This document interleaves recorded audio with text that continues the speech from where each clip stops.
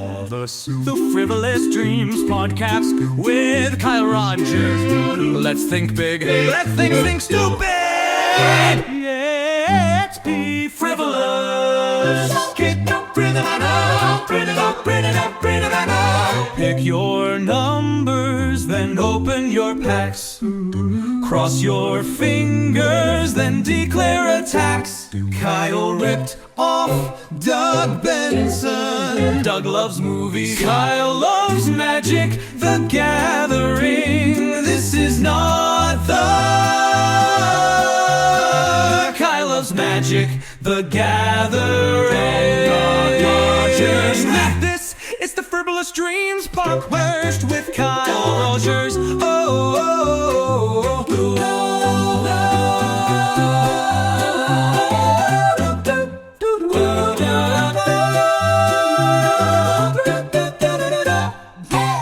Welcome to Frivolous Dreams, David.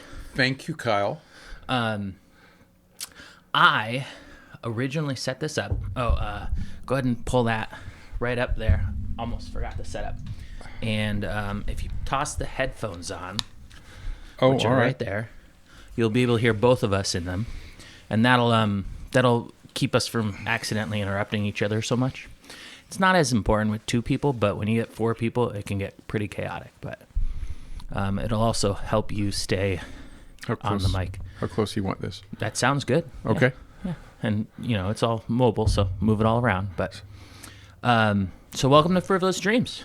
Thank you very much. Originally, I saw some colorful signs for Laurel to run for mayor, and I was like, I wonder why she's running against David. And then I got my ballot. You weren't on it, and it's like, surprising. So I was thrown for a curve there, but I'm glad that you're here. Thank you. You kind of make it official now. I actually have a real guest on the podcast. Well, all your guests are, I'm sure, perfectly legitimate guests. There's nothing more legitimate about me. Actually, I made some notes. I did some Googling on you. It says, David Olson, mayor of Cathlamet, former running back of the New England Packers. That's absolutely true. Absolutely true. Yeah. All right, AI nailed that one. Yeah. But on a serious note, I did come up with some questions. Sure. But we're not going to be like Barbara Waltersing this, I don't think. The plan is I originally planned on doing it kind of like a job interview. Like I used to do. I'm not running from my current job. Right, okay. which is interesting. But yeah. At the same note, though, I even though I've done reading and some local politics stuff, most of the time I get caught up in thinking about national, federal stuff. Sure. Makes sense. Yeah, so I've got some interesting questions around that line and stuff. But my first question that I thought of, which leads to some of the job interview questions that I was planning on asking.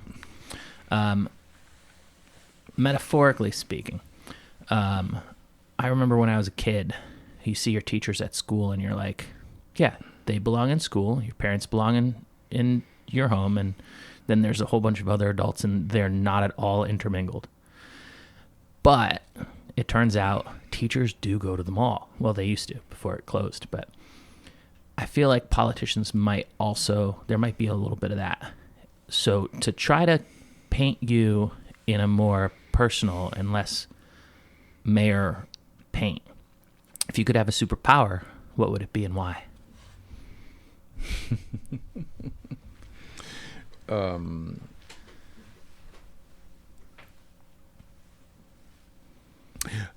Okay. Probably, I would guess, flight with a leather skin. Flight with a leather skin. Yeah. What do you mean by with a leather skin? Well, I thought I was leather skinned before I undertook the mayorship, but it turns out not necessarily to be true. And flight's wonderful. It's true. It's like a room with a view. You can see the world more clearly from a higher elevation. That's true in an organization also. If you rise in an organization, it's easier to see the organization more clearly.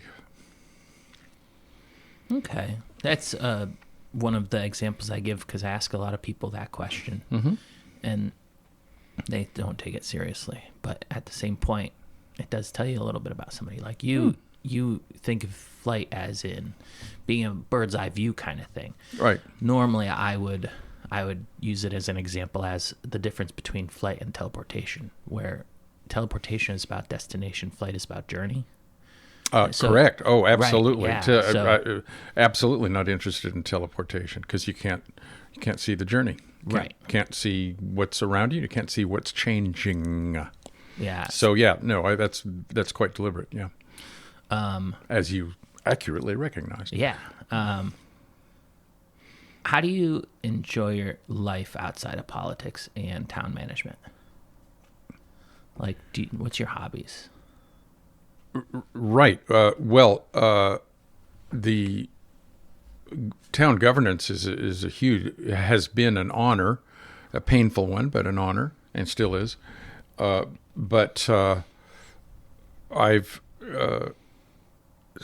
My wife and I stay very busy with lots of other activities. I'm a history nerd, history guy, love heritage things, go to museums a lot, go to history-related programs a lot, go to a lot of poetry, literary and poetry readings. And my wife's a fine published poet, and so she puts on readings. I go to a lot of those. I sing in a choir, part of the North Coast Chorale in Astoria. They rehearse on Tuesdays. So I go to that.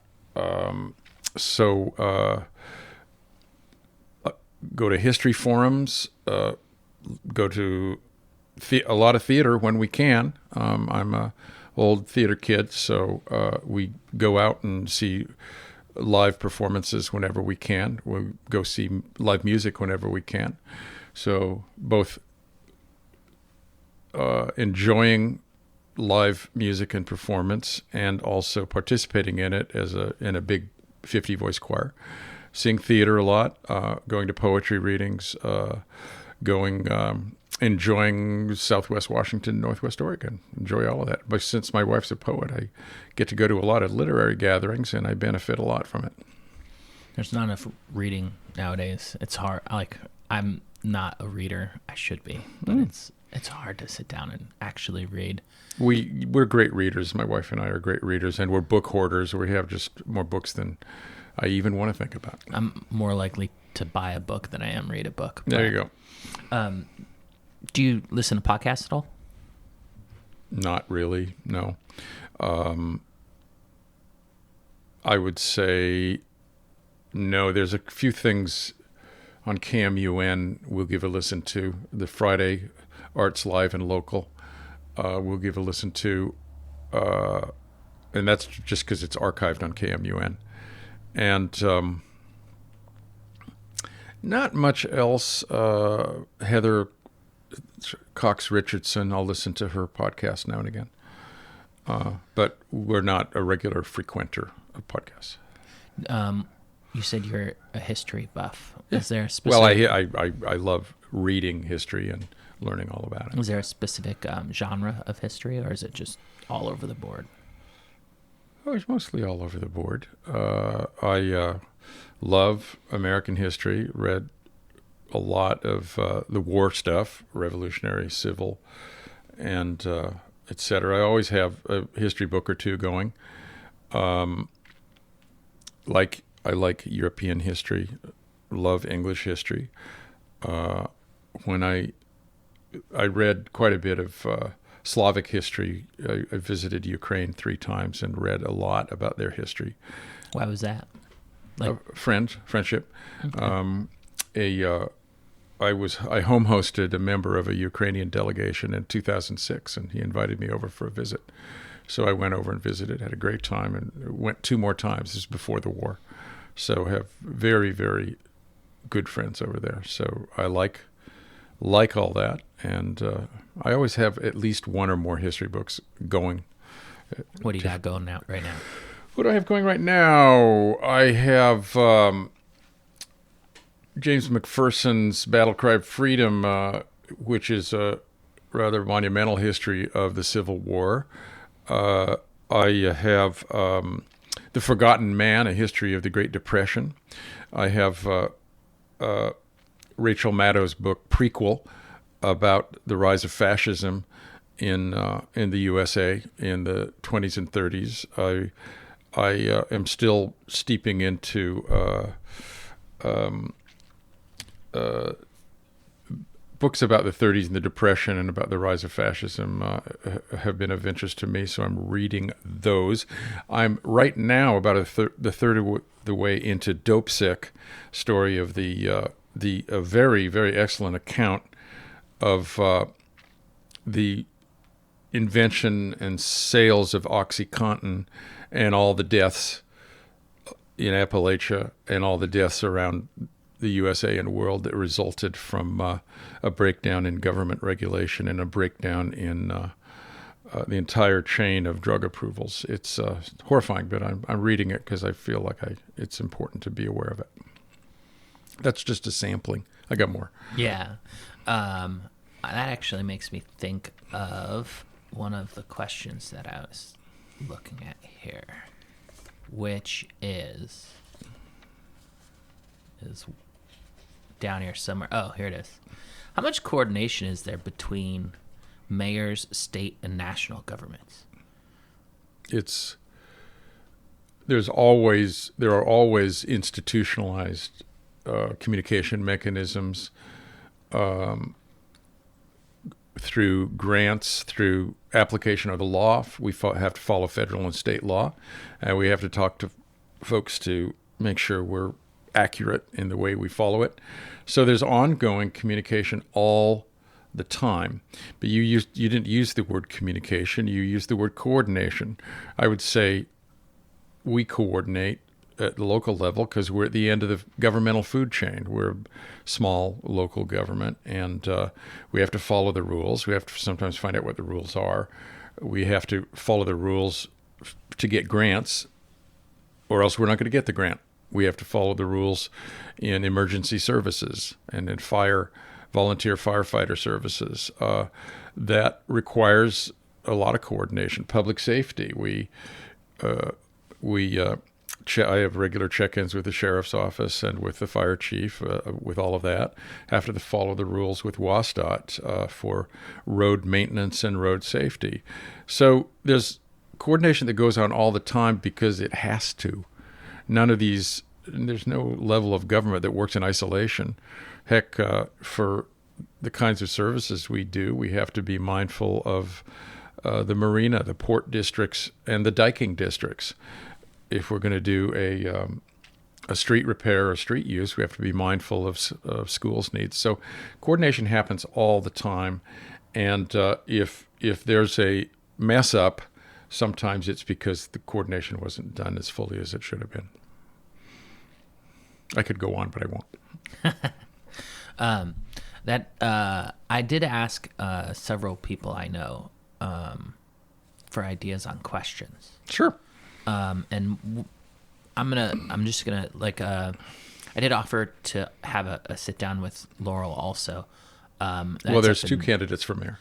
Yeah, I thought it was you and Laurel. It turns out there's some guy named Nick. I don't know. Nick Sivholt. And if you're going to interview one, you should interview both. I would love to interview all of them. Like, I also tried to reach out to the sheriff and Mr. Grassith.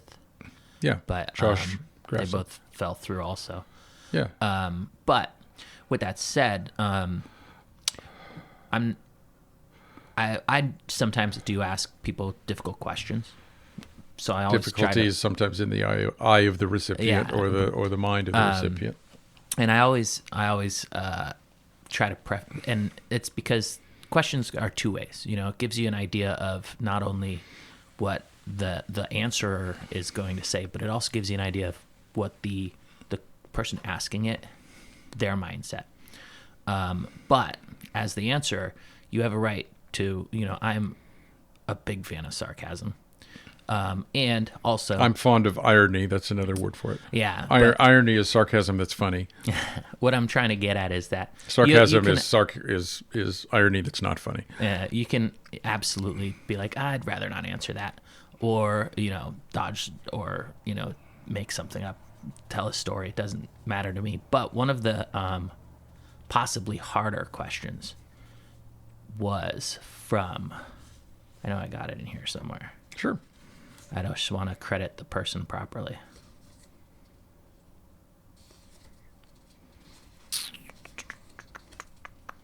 Where did it go?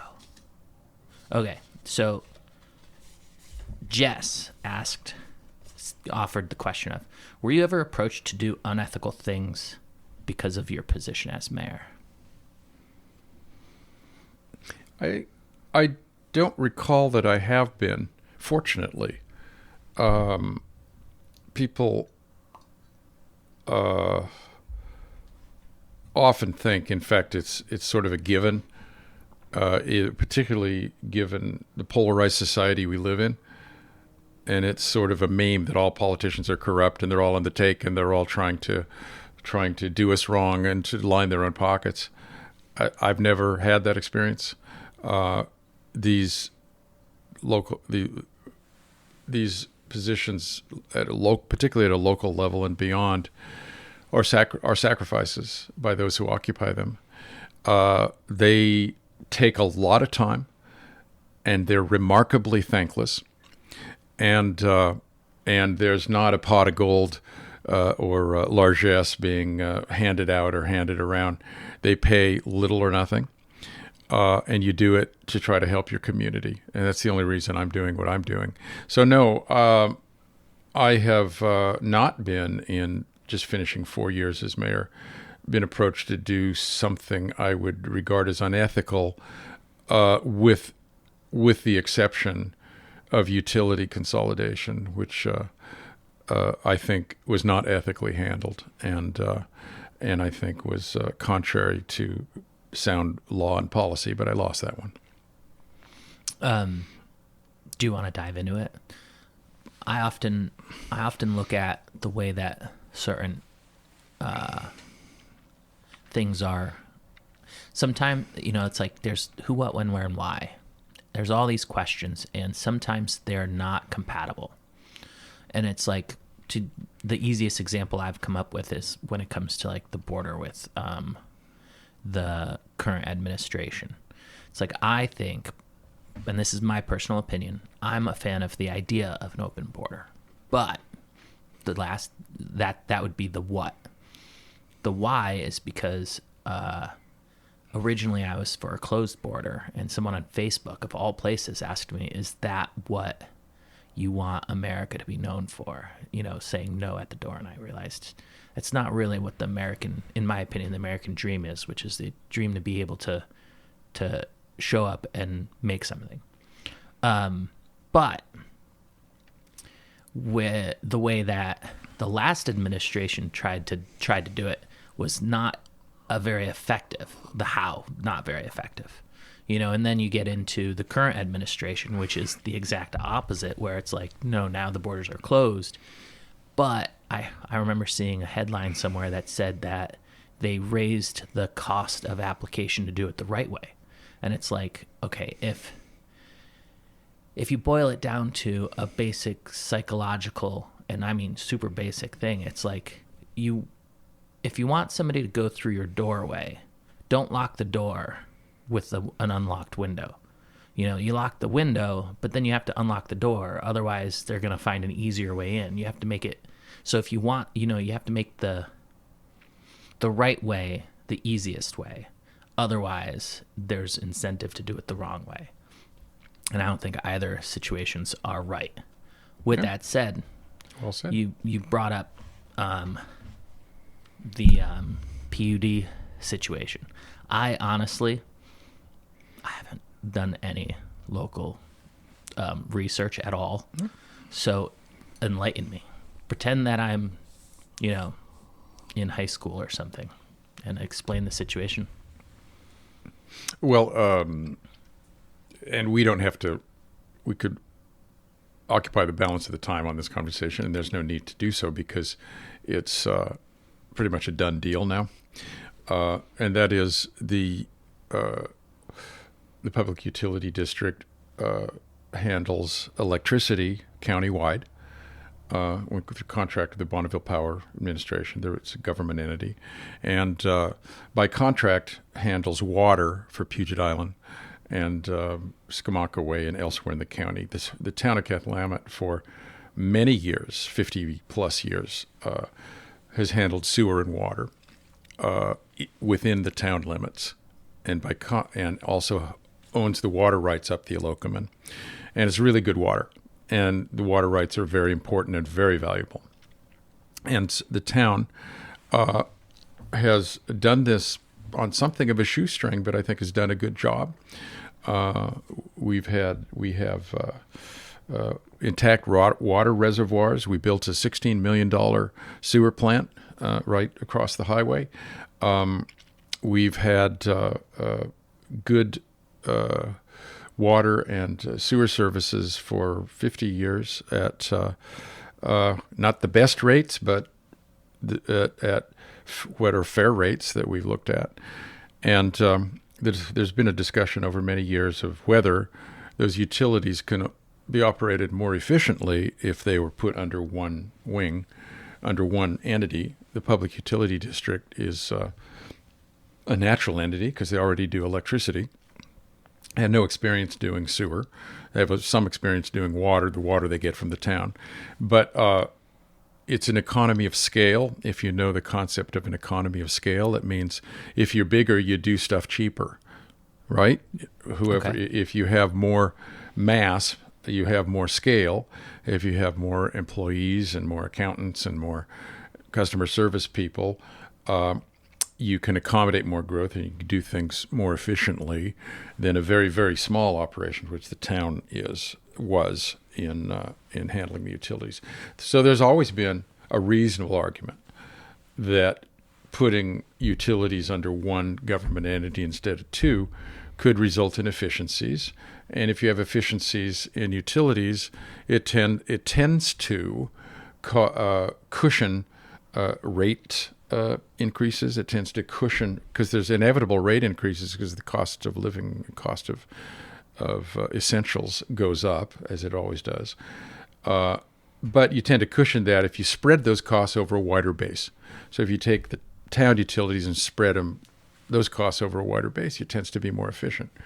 I have no argument with that. However, the way in which this was done, unfortunately, I think was it was very poorly done, and essentially the town has water rights and $10 million or or so in utility assets. The town ratepayers have paid for. There's a $16 million utility plant. There's our pipes. Town ratepayers have paid for those over many years, and the town council determined to hand all over those over to the PUD without any compensation to town ratepayers who paid for them. I think it's unfortunate. I think it's unethical. And there were behind closed door meetings for more than a year, undisclosed meetings between town council members and PUD commissioners and staff that I think were inconsistent with the public meetings law. And I think the Washington law also prohibits a gift of public assets, a gift to anybody, including government to government. Public assets have to, if they're transferred, have to be paid for by fair market value by the receiving entity. None of that was done. Instead, estimated $10 million in utilities were simply handed over the PUD without any compensation to the town.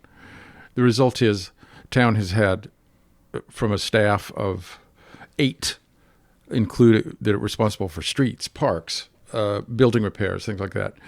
We have now one public works staff person and one full-time clerk treasurer. The town is a shell of its former self because and primarily because the utilities were handed over without compensation.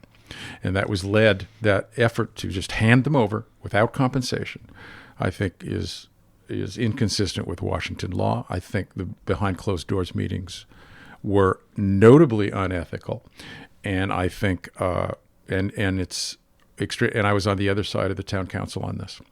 So, but it's what's done is done, and but right now, as we speak, you have a pale shell of the town of Cathlamet. There's a reasonable argument to disincorporate because of this, and because council, the council majority determined to hand over town assets without any compensation for them and without any proof that in fact it would cushion the rates. We said, do a rate study, prove that it will cushion the rates. They didn't bother. Do a value asset study to show the value of the assets that are being transferred. They didn't bother. They just met behind closed doors and handed them over. So that's the end of the speech. That's about as much as I have to say. I think it's very unfortunate, and I think there are both legal and ethical problems with it, but that's what the council majority chose to do. Did you talk to Dan at all about it? Isn't he like the county? Yes, I did. Attorney? Yes, I talked with the Attorney General's office and the county prosecutor about it, and they weren't interested in taking up the issues. So, there's the town of Cathlamet, and then there's Wahkiakum County. Yeah. So the town of Cathlamet bought a whole bunch of equipment, and then over many years. Yeah. This 50 years worth of running the utilities.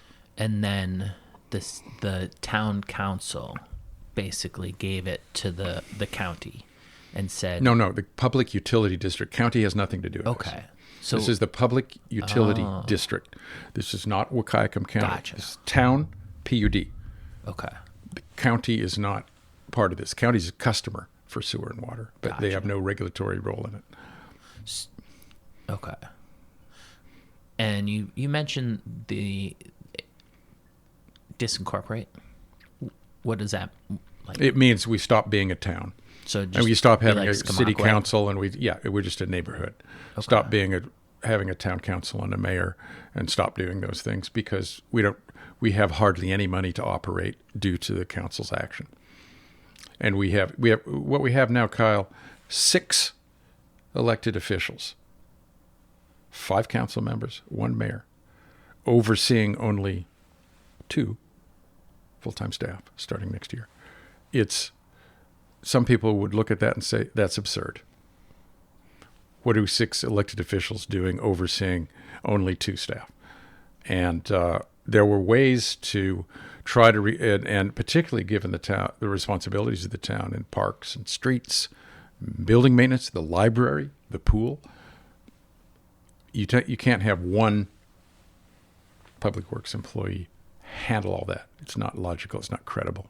It's going to be very difficult. I wish the next mayor and council well, but I have my doubts about whether they can be at all successful in running the town business, particularly after the council majority gave away the assets. And they could have insisted on reasonable compensation to the town that would have held us together more, but they didn't. They just handed it over after essentially meeting behind closed doors with the PUD for more than a year out of the public eye. So just to make sure that I'm clear on it, so the PUD is a government entity, but it's not directly connected to the town. Well, they are their own standalone government entity. Do they handle any other counties, or is it just... No, it's just within Wahkiakum County. Okay. They're the public utility district of Wahkiakum County. And when I say all this, let me be clear. I respect the people at the PUD. I respect their commissioners, and I applaud them. I applaud them for getting this done and not paying for it. I think they've done great by the district. They've done great. It's great to get $10 million worth of assets and not pay for it. Good for them. So you said we have 5 commissioners. Well, there are 5 town council members. 5 town council members and 1 mayor. At the PUD, there's 3 elected commissioners who are elected from districts. Gotcha. Okay, so the PUD has the commissioners. There's 3 of them. 3 of them. And the town has councilmen. Council and there's members, there are 5 them. of them. And they all run at large. There's no districts. The first interaction I had with anyone in town when I first got here from Massachusetts was Dan Cothran. Yeah, he's the senior county commissioner and a passionate defender of the county. He's been there a number of years and is extremely experienced. He's the most senior member of the county commission, and I respect him very, very much. He's a terrific does terrific work on behalf of Wahkiakum County. Okay, so he's a commissioner, not a councilman. Correct. Okay, want to make sure I got it right so that I ask. Yeah, I don't ask. There's 3 county commissioners. Okay, Dan's the most senior, and he's a very, very responsible steward of county resources. And we could make an analogy of the councilmen being like the representatives, and the mayor being like the president. Yeah, the council passes budgets and determines policy, and the mayor's job is to execute that, to carry it out, and also to be essentially the CEO of town staff, what's left of them. And there is no city manager. The town it's too small to afford a city manager, so the mayor is the de facto city manager. So how would the constituents contact their councilman or the mayor? Like, each of them has emails. Each of them have phone numbers. They can contact council members and the mayor through City Hall or on their individual emails. You can go to the town website and send emails or find phone numbers and contact information right on the website. I was thinking about it's easily done. I reached out to Glusenkamp, Perez, the congresswoman. Yeah, about something, and trying to contact her was slow and a pain in the butt. Oh, I'm sorry to hear that. They have a district office in Kelso and a district staff. Well, online it was like the only real option I had was to fill out a form on the website to send her an email, but then if she replies, you have to go back to the website and fill out another form. You can't just like get into an email chain with her. So it's kind of like pulling teeth. It's comes with congressional service. It was millions of people, hundreds of thousands of people in the district. Right. So they have a staff, and if you really want to get a message through, my recommendation is to start at the district office. Their main district office is in Vancouver, and they have a satellite office in Kelso. And there's always people there to answer the phone or listen or visit. That's my recommendation. There's a Kelso office. But but with that said, I was thinking, like, when it comes to town, it's significantly smaller numbers. It's like, I wonder if there would be a way to have like on the city website, old-fashioned forum, where it's like, if you just verify your identity that you are in the county or in the city, the town, then you could participate in conversations on the forum, just as a way to encourage communication between town management and the people in the town. Well, Kyle, we have that. It's called town council meetings, and there's public comment available at each of them, both at the front and at the end of the meeting. Every time I see it. And it's on Zoom, and anyone is welcome to make comment in person at the meeting or on Zoom or electronically. You don't even have to leave your house. You can make comments on council business or on any subject at the beginning and the end of the meeting. And we take all those comments, and they're part of the minutes. And there's also the contact information on the town website. Any written letter to the council would be included in the town meeting packet, so council members would be aware of it. And also, because we're so small, I do think this is an advantage. I think government officials tend to be very accessible here. At public events, you'll see most of them around town.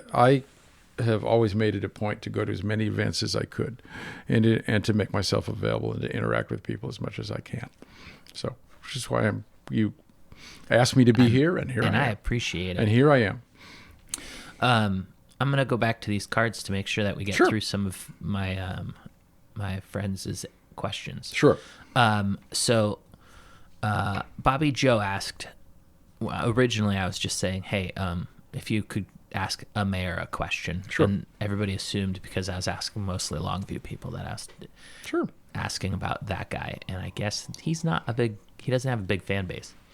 But when I who's the he in your sentence? The mayor of Longview. Oh, yeah. okay. It turns out a lot of people I know don't like him. Well, but I don't know. Did I tell you early on that being mayor is a thankless job? Yeah. Yes, it is. So when I corrected Bobby Joe that it was you, not that guy, right? She said, "Why Cathlamet? Here you are. You're the mayor of Cathlamet. How did you end up in Cathlamet, and why did you become mayor of Cathlamet as opposed to like?" Well, let's take it. Let's unload the question and take it in reverse order. I became mayor because I was elected to the office, right? And I moved here. My wife and I moved here in 2018. We've been here 7 years. Previously, I had a lifetime in local government. I worked for state government in Oregon, and I worked for local government. I was a head of a department, a bureau in the city of Portland for 30 years. So my background is legal. I went to law school, but never was a practicing attorney. I spent my career in government. And in local government in particular. So I moved with my wife to retire after 30 years in local government. And I always like to stay busy. And a council seat, they were appointing a new council member. And I said, oh, well, I've been in local government. I'm quite familiar with the local government processes. So I put in an application, and I was appointed by the council to be a council member. And a year or so later, the mayor's seat opened up, and I ran for the position, Kyle, because I was asked. I came to this town to retire and done a notoriously poor job of it. So I was asked, and I was asked enough and by enough people. And so it was very positive affirmation that apparently my work on the council was appreciated, and I'm proud of it. And so when the mayor's slot came up, I was asked by some business folks and some citizens and a whole array of people, and I kind of poo-pooed it. I said, no, I'm here to retire. I do not need to do this. But I got asked enough times, so I finally did it. And I was very gratified to have been elected to the position with nearly 80% of the vote across a contested primary and a contested general election. It was a 3-person contested primary, first contested primary in the history of the town, a 3-way primary.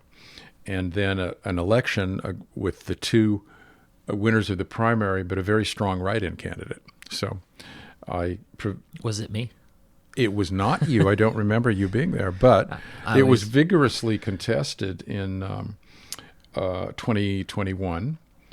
And I was very proud and quite humbled, very humbled actually, to have received 80% of the vote in the primary and 75% of the vote in the general election. And I must say, I knocked on about every door in town twice, including this one. Well, I wasn't here at the time. I was about to say, I knocked on this door, but you weren't here. Yeah, it was probably James at the time. It may well have been. Yeah. Yeah, I at that time I was technically homeless, but living in town. Well, God bless you. Just outside town. I'm glad you're here with heat and a view. Yeah, right? Yeah. I wish that we had the space to set up real lights so we could keep the view, but otherwise it turns into, like a 60 minutes obscure your identity situation. Of course. So you kind of answered Ashley's question, which was why did you become mayor? So we're gonna 'Cause I put got that asked. aside there. Yeah. And well, why did I become mayor? Because I was elected, because the voters put me in the position. You don't get to be mayor because you got asked. You get to be mayor because voters select you on a ballot. Yeah. Yeah. Not to be too technical, but that's not the only way it works.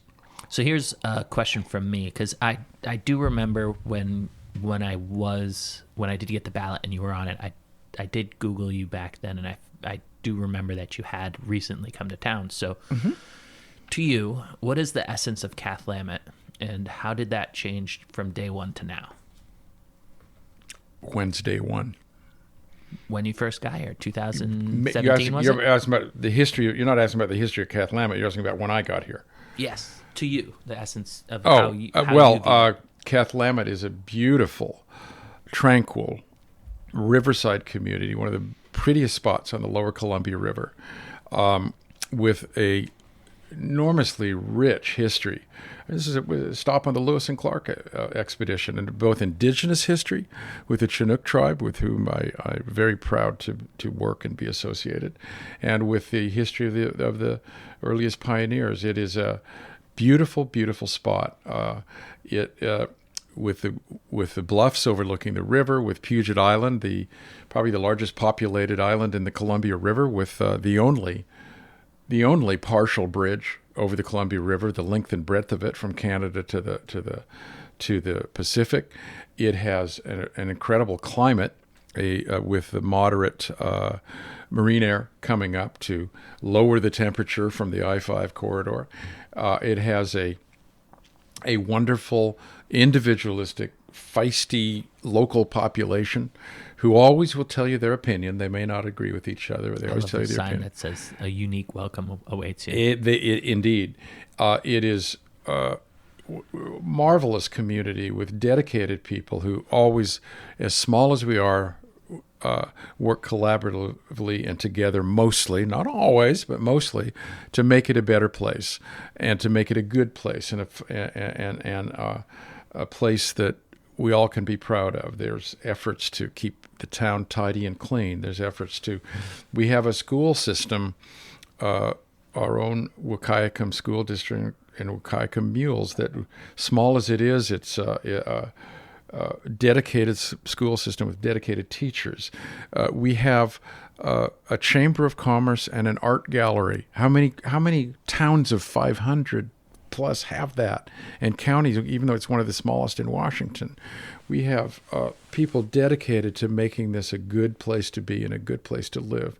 We have musicians, artists, poets, teachers. We have people, and then we have legacy industries that sadly we lost major parts of, but the memory's always here. Dairying, logging, fishing, of course. We're very much a fishing community. It's a central part of who we are on the Lower Columbia, and a history that just cannot be gainsaid. We have a wonderful, wonderful little history here, and we've had 2 living U.S. presidents who've visited here, including John F. Kennedy and Ulysses S. Grant, who have both paid calls here, and one in the 1850s and one in the 1950s. And so we have famous leaders such as Julia Butler Hanson, who was one of the most important Congress people ever, and also one of the pioneering women in Congress. And what's true of all of them, and I think to some extent is true of me, is we all have strong opinions. And in fact, my opinions about utility consolidation will be vehemently disagreed with by others, but they're mine. But I respect everybody's opinions, as you have to in this job. And it's a unique place, and where a unique welcome awaits you, Kyle. Yeah. To ask a very local and mundane Sure. question. How long did it take before you realized there was a spring right next to the library? Oh, I knew about Queen Sally's Spring when we bought our house. Queen Sally's Spring flows from up the hill and flows down right into and next to the library. And when we first bought our home, which is above the library, we realized we were looking down on an unmarked Lewis and Clark site, since the legend was that there was water for the Lewis and Clark expedition that was drawn from the well, Queen Sally's well, at that site. It was a point of honor and pride with me that I wrote grants to make sure we marked these sites. We marked Queen Sally's well, we marked the Locomotive Marina, and we marked the Pioneer Cemetery with the Burney family. And some of my early work in the town was getting involved with the Historical Society to make sure the history here is so rich, to make sure these places were marked. So pretty much about the spring, pretty much from day one, I think I was aware of the spring before we signed papers on our home. I walked past it leaking into the road like maybe 5 or 6 days in a row, and I thought, there's got to be like a leaking pipe or something. So I called the PUD, and they were like, "Oh no, that's just spring water." That's and it's Queen like, Sally's. Oh, that's how I found it. That's how Queen I found Sally's out about Spring. it. And I want to say, I don't, this is not to blow my own horn, but that Queen Sally Spring spread over the sidewalk and created a Slippery hazard conditions. for pedestrians, and particularly in the winter when there's ice, and has for 40 years. It has for as long as there's been a sidewalk there, the spring, and in the winter, it's a sidewalk slipping. I'm very, very proud to be the first mayor to get a French drain installed and to repave the sidewalk. And the sidewalk in front of Queen Sally Spring is now safe for the first time in the history of Cathlamet. I'm happy to take a bow for that. Well, I did that. I appreciate it. Thank you. You're welcome. I don't have to worry about slipping on it. You're welcome, because it was simply not done before. So I'm proud of the things that, including small things and larger things, that I've been able to accomplish in the last 4 years. That being one very, very small example. But concrete, no pun intended. Yeah, it's yes, that's right. Wayne asked, in hindsight, what were you surprised by? What, in the mayorship? Yeah. I was unhappily surprised that the council refused to work as a team and spent a lot of their energy going after the mayor. And that that instead of comity, is a very important word here. And I brought this up at a couple of Muffins with the Mayor events that I hosted in recent years. comity, comity. Comity means in governance in and among elected officials that you give the benefit of the doubt to the advocate, that you believe they're steering you straight, that you should, and you can follow their lead if it's a subject that they know more about than you do. Comity. Okay. And it's a way of civil governance where you give the benefit of the doubt to the people who studied it, people who know more about it, and when there's a doubt, give the benefit of the doubt to the person working on it and the person in charge of the project. And sadly, I've gotten almost none of that. And in fact, and I'm not, and it will sound like I'm poor me. It's not poor me at all. It's the honor of my life to do this work, and always will be. But unfortunately, there are members of the council who've made it their mission in life to disagree with, attack, and devote negative energy to whatever the mayor says or does. And that's why it's been the honor of my life to have this job. I'll also be very grateful to draw it to a close, proud of what we've been able to do, but aware that we could have done so much more if the council had believed in working with the mayor as a team instead of taking pot shots. There's a second question here. Sure. I don't want to sound like I'm piling on to the subject, but for me personally, I get more satisfaction about saying I was wrong than the stereotypical I was right. So with that said, a tough question perhaps. Sure. Was there any moments where you realized you were wrong? Absolutely. Oh, yeah. Definitely. And I don't know, I can't imagine any mayor who would not say, didn't handle that well, and I should have, and I was wrong about that. Yeah, I think that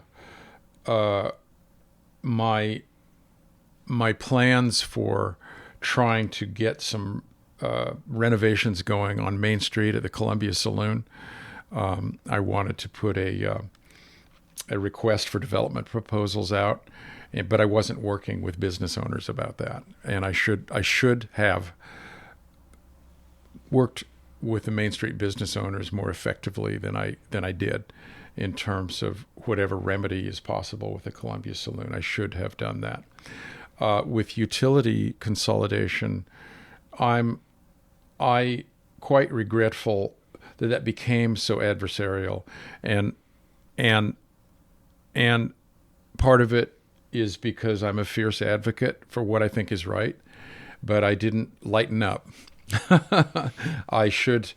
I have a lot of regret for not trying to work on that in a less adversarial way. It became extremely adversarial.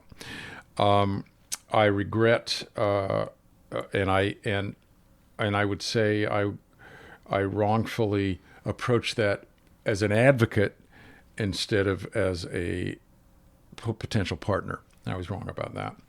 I think there are things in Strong Park that I would definitely do differently. Strong Park is the gateway to the proposed waterfront park. One of my proudest things is getting $500,000 from the state of Washington to get a waterfront park built on the last and really only municipally owned stretch of riverfront property in the Lower Columbia, and that's what. And I got $500,000 from the state of Washington to get that built. It's in process, but it's going to have to be completed, if at all, by the next mayor and council. And Where is that? it's on the other side of the museum. It's between River Mile 38 and the museum. It's below Strong Park, Gotcha. right below River Street. We currently put the fill on it, but you can approach it through Strong Park, the pathway, or next to the pub, the River Mile 38. It's an entire. I'm looking at it out your window now, Kyle.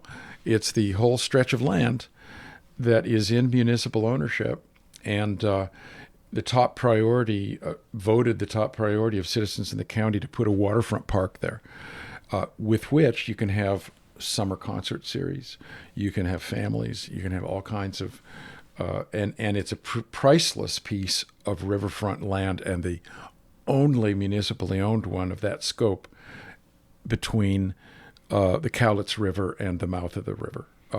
And so to preserve it and protect it as a park has been a priority, and I fortunately was able to get the grant written with the state of Washington to fund it. Because of other issues, we don't know whether it will be done. It's going to be up to the next mayor and council to finish it. I will say, if that park's not built, we'll never get $500,000 from the state of Washington ever again. And most likely, the town, which is down to a shell, it's a shadow of its former self with only 2 staff, certainly can't afford to develop it on our own. And I expect the land will be sold probably to the port, and there'll be condos built on it, and the chance for a public park will be lost forever. That would be very unfortunate. That would be. And if you haven't gone down and walked it, you should. Is that where the fireworks and the circus were? Yes. Yeah. Yeah. That's the site of the waterfront park, and the information on the plan and the design is on the town website. Just look for waterfront park.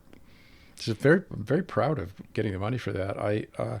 One of the things in my mayorship, now that it's drawing to a close, I'm very proud of getting well over $1 million for the town and town projects that the town never expected. And it was through sweat and grant writing and other kinds of things. And I'm very proud of the amount of resources I brought into the town. I'm proud of Wi-Fi downtown. That was another of my projects. The electric vehicle charging unit in Butler Lot is another of my projects. But I'm not here to blow my horn. So you ask away. Speaking of resources and the future dreams. So I don't know if you did any research on the podcast, but the original premise was if you won a shit ton of money via the lottery, what would you do in the most frivolous way to waste it? Are you talking about me personally? Yeah. Like, one fun idea I have that I've been thinking about a lot is it'd be fun to make get a stonemason person to artificially weather headstones and just hide them somewhere so that they say outrageous things with incorrect dates and then just walk away knowing that someday somebody's going to find a cemetery that's completely fake. Just to mess you're a whimsical man. Yeah. Yeah, and I'm a heritage guy, so being accurate is a huge part of and a lot of things aren't, particularly with indigenous history and early pioneer history. So I wouldn't necessarily sign up for that if I just had money to blow. It's all about travel. It's all about heritage.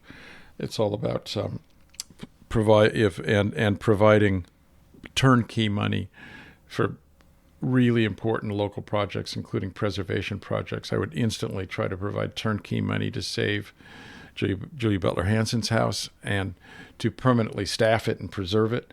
I'd provide turnkey money to save the old Pillar Rock Cannery down off Altoona, in Altoona. That is one of the last standing cannery structures in the lower Columbia. I think that should be saved, and to save the remnants of a cannery here.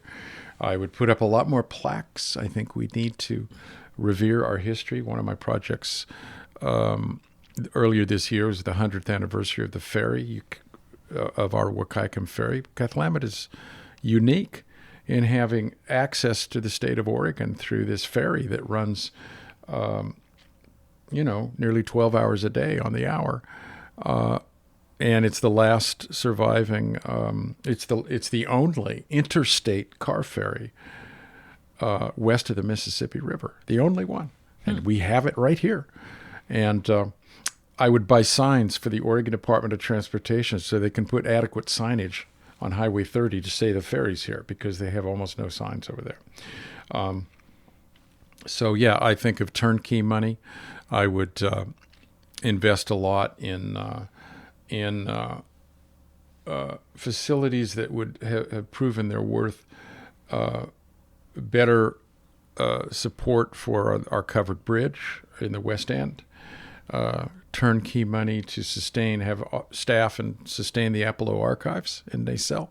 There's an enormous resource for us, the Apollo Archives and Carlton Apollo in Wahkiakum West. I would invest in Wahkiakum West telephone companies, make sure we have a fiber to every home and a fiber to your apartment so that you can have gigabit service for your podcast. We've got very good service. I think that's very important, and broadband has had a lot of money blown on it that has been sucked up by the big communications companies, the big cable companies. Yeah, just promise me you wouldn't do it like Charter in Chicopee, Massachusetts. It's terribly monopolistic. The Charter and the current phone company, CenturyLink, have not been good in terms of rolling out the fiber to the premises broadband that we all need to be part of the century, and they've collected billions of dollars from the state and federal government to run a fiber to each premise, and we don't have it. We don't have it. I don't have it at my home, and I worked in that area for 30 years for the city of Portland, and we don't have it. It's unfortunate. It's also something that more should have been done here, but it's an example of a project like electric vehicle stations that the PUD said they'd do something with and walked away from, unfortunately. Not that I don't respect them. I respect them a lot, but they walked away. You mentioned earlier is the saloon. Is there, Columbia Saloon. is Yeah, there any hope for that building? I hope so. It's was under previous private ownership, and they talked about reopening it as a saloon. It's now remains under private ownership, but there needs to be a development project there, or it should come down, because as a sort of antique keepsake, it's interesting to look at, but it's the biggest sore thumb blocking development on Main Street. It's a sore thumb sitting in the middle Right of Main in the Street. middle. Yeah. And if a fire gets going there again, it has every chance of bringing down the restaurant next door and the pharmacy next door and the buildings behind, including your employer at the post office. So it... If I win, we'll yeah, fix it. I would say putting in $500,000 to either repurpose or tear it down would be the best thing you could do for downtown Cathlamet, without a doubt. That question's dumb. We're skipping that one. Okay.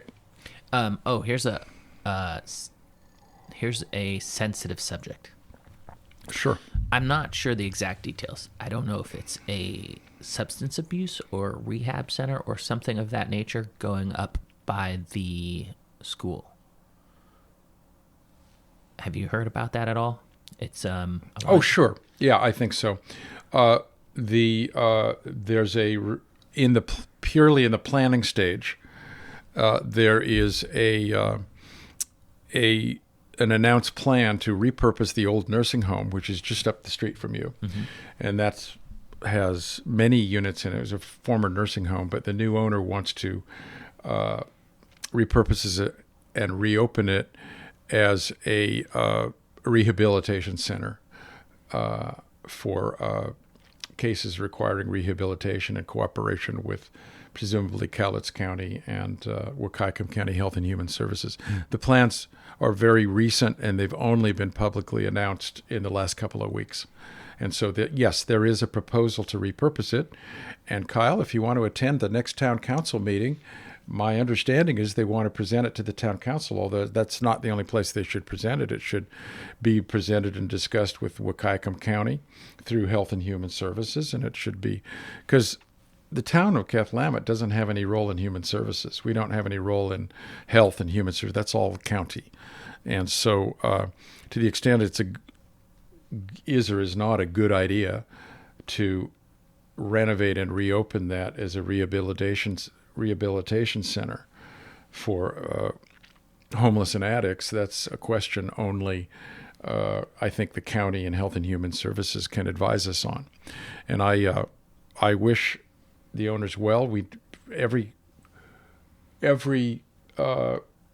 urban area in the country and many rural areas need such centers to help with the populations that we have. I myself retain, both personally and institutionally, retain considerable doubt about whether such facilities can be rightfully operated on a for-profit basis.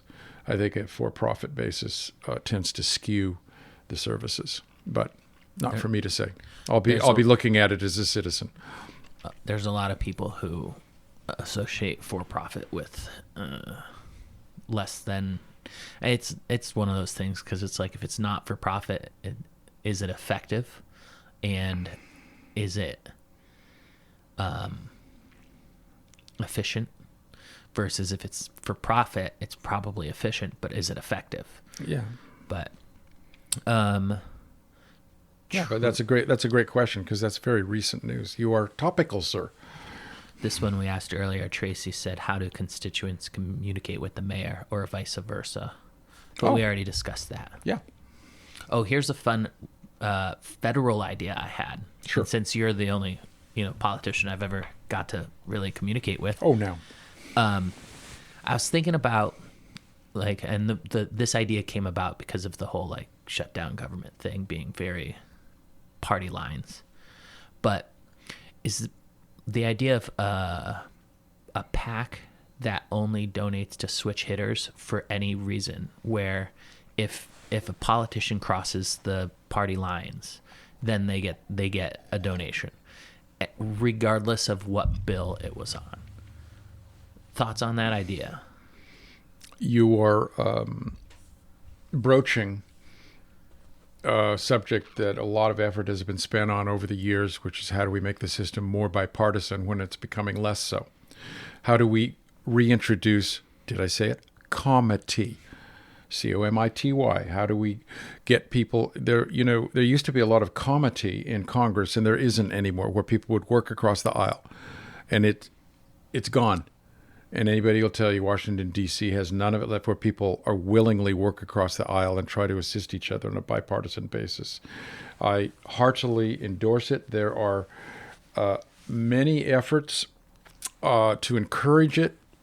You cited an example of perhaps ways to reward people for working for the common good instead of working in a partisan way.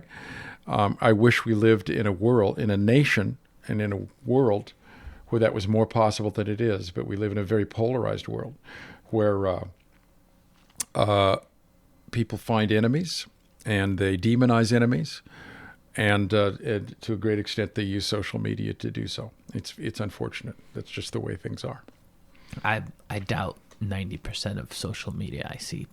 I just assume most of it is bots or propaganda, and I wish more people would look at it that way too.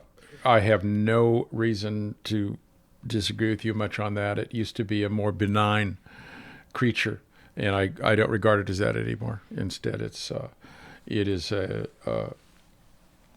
I find it to be very disturbing most of the time, and particularly the way it goes after the unwilling, the defenseless, and the innocent. So, here's a completely unrelated question. Sure. If you had an opportunity to have a face-to-face exactly like this with anyone in the world, who would you sit down with?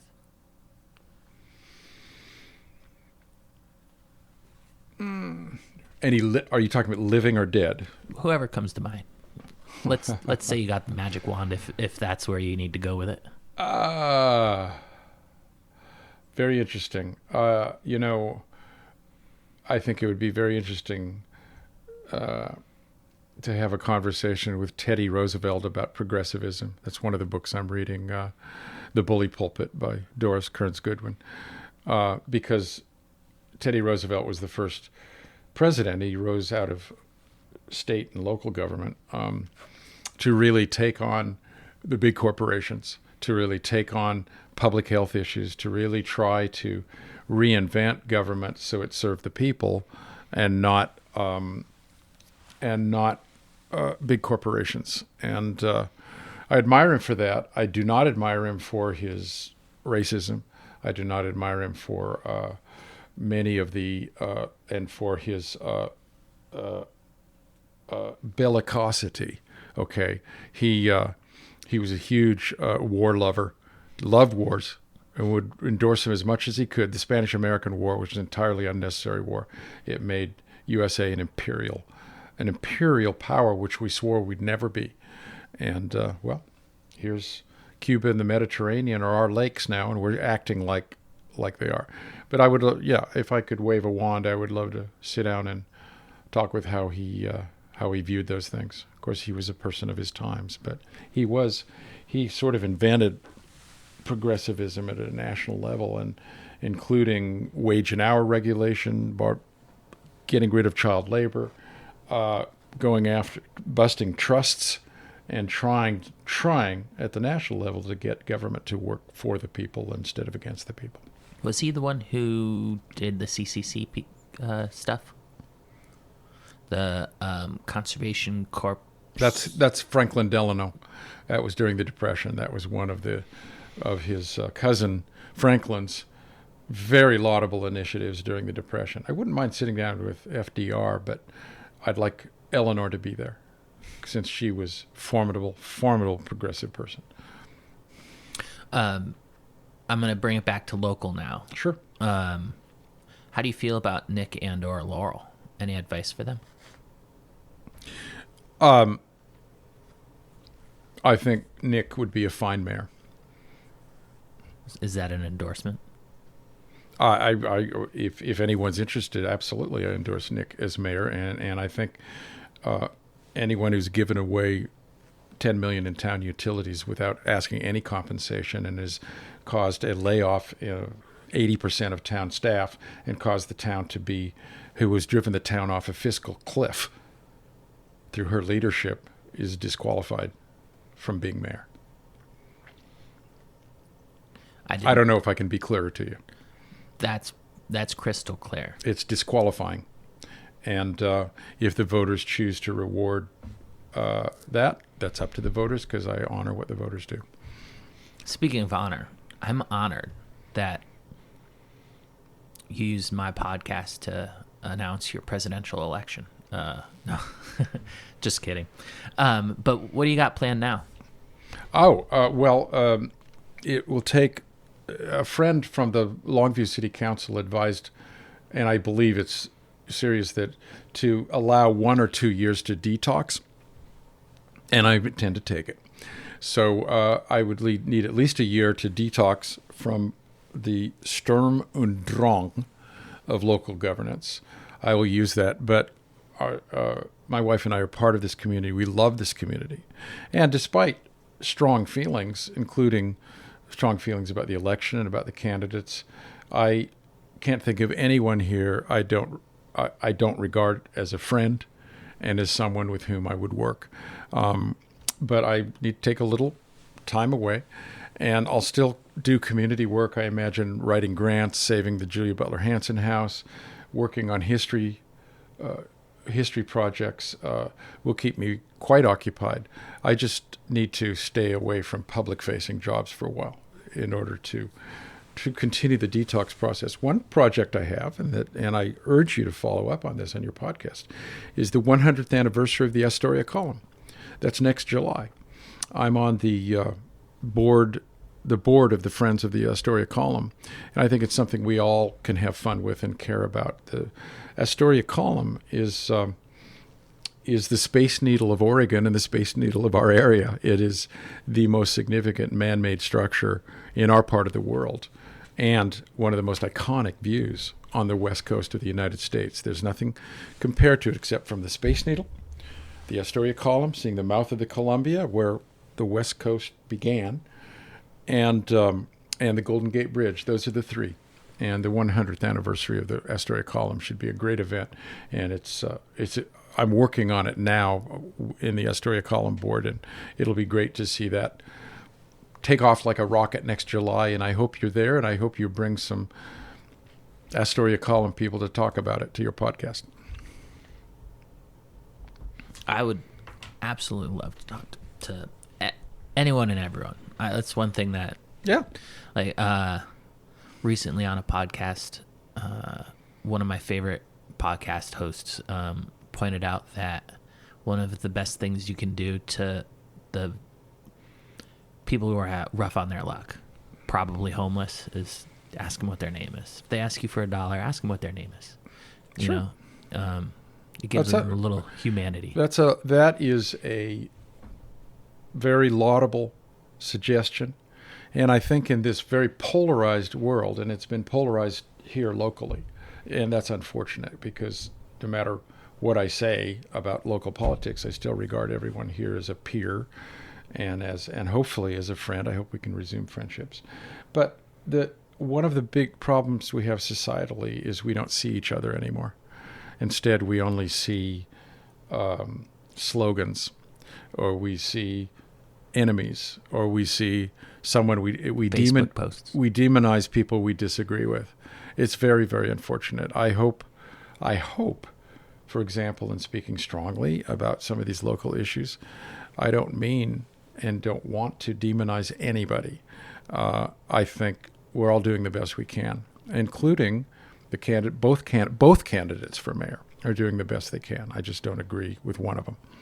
I love that. Because that's what I try to remind everyone is remember that no matter who you're standing in front of, they're doing the best they can. They're doing the best they can. And I would say that about both candidates for mayor, and I would say that about And I applaud anyone stepping up to take on government service on behalf of everybody. I applaud them for that. And I've done my 4 years, need a little time off, but still look forward to working on behalf of this community that my wife and I love. I'm actually going to break things. There we go. How much time we got?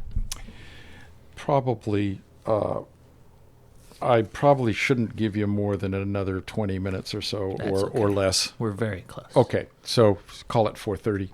So if you like to travel, we already discussed you like Yeah. history, but Daniele Bolelli, who is a college professor or former college professor, but he's got a podcast called History on Fire. Oh, He's terrific. got a very heavy Italian accent. Perfect. But when you said that you like history, and Oh, yeah. I thought about the how you talked about traveling a little bit. Yeah. He does a tour. I think this year they're going to Japan, Wonderful. where it's like a guided tour Wonderful. of a specific spot in Japan. You check him out. I will. I'm going to put it in my pocket right now. And if you ever end up in Massachusetts, Can I take away that question? Yeah, absolutely. Okay. Yeah. If you ever end up in Massachusetts, I can point you to the headstone for the first recipient of the equivalent of the Medal of Honor from George Washington.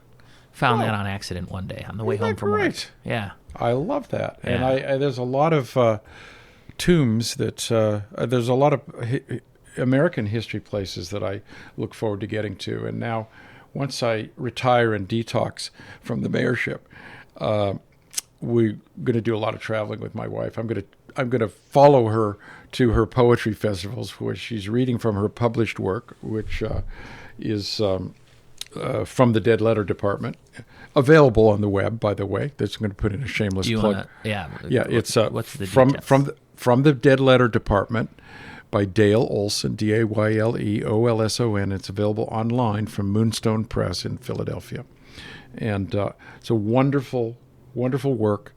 And if you find Dale, she'll sell it to you for $10. That's $1 off the list price. Maybe I'll get it for my sister. I bought her Yeah. I bought her a book of poems by Yeah. an Australian comedian as a joke. And Yeah. she's been like, yeah, they're great. And it's like, are you joking me now? Or Yeah. I think she might actually Well, like it. So. there's a lot of the natural world in it, including about Cathlamet, Puget Island, about the birds, and about the river. And it's a wonderful book of poems. And there's only one poem in it about a marital disagreement we had, but I'm going to leave that to you to find out about. A little bit of a lure there. Yeah. So let's do the last step, which Sure. is go ahead and pick one for yourself. Oh, just anyone? Yep. Sure. Are there three? Yeah, there's 3. There's one for you, one for me, and one for the producer who's at work. Oh, okay. Well, I'll take the bottom one. All right. So we'll call this one for me and this one for the producer. Okay. Now let me get my phone so we can find out. So I have no idea what you're about to suggest. this is a Powerball ticket because Oh. talk about what you do to waste your lottery winnings. But Yeah. because there's no drawing at this exact moment, they're technically from yesterday, but I like a surprise, so I never check them ahead of time. Okay. Also, it would kind of ruin, imagine Well, if one I- of these was $1 million. I would imagine so. With that said, let me pull up the numbers. Oh, look.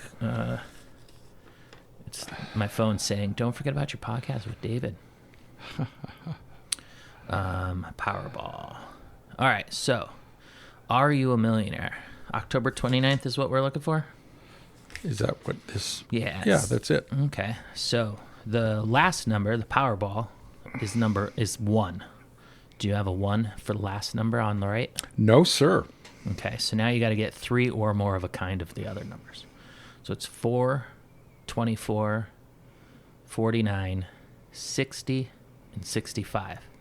Any luck? Not by a million miles. I think we've had 3 $2 winners so far, or That's $4 great. winners. Well, that's fun. I have a no friend. millionaires. I have a friend I went to law school with who's, when I see him or for Christmas or New Year's, he always throws in a couple scratch offs as his Christmas present to everybody. Yeah, So I'm not a gambling man, but it always makes me smile. Yeah, Because you never can tell when fortune will smile. Right. It's like I could give you a $3 Christmas card, Yeah. and then you read it, and Yeah. then you throw it away. Yeah, exactly. Or I could give you a $3 piece of paper that might turn into, 500 million. Absolutely. Any other thoughts, comments, suggestions, goals? As I said, I'm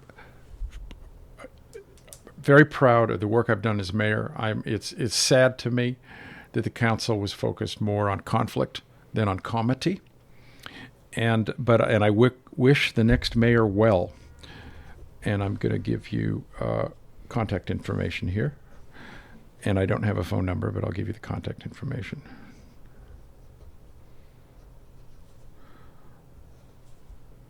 Okay.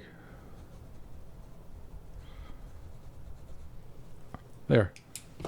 And that's just a first name, last name situation? No, Okay. that's an email. Yeah. It's as good as I can do. I appreciate that. One thing that some people are willy-nilly about it, but I do not give out personal information Right. very easily. Like, people are like, hey, give me so-and-so's number. I got to reach out to him. It's like, no. If you want, you give me your phone number and you give me permission and I'll get it to him, but you Right. don't get his stuff. Right. But thank you, David. Thank you. It's been great to be asked, and I'm glad James said you were okay. I am too. Yeah. So, I'm glad that he gave you a helped, compliment, and I'll pass it along. James said the great thing about Kyle, and now I agree that this is true, is your relentless curiosity. And what I like is keep asking questions. Ask the easy ones, ask the hard ones, and it's fine to put people on the spot, including me. So I appreciate it. So God bless you. You too. All right. Thank you, Kyle. The show is over and no one is rich. Maybe next time I'll hit real big. I wish you good day. I'll see you next time. Oh, Frivolous Dream.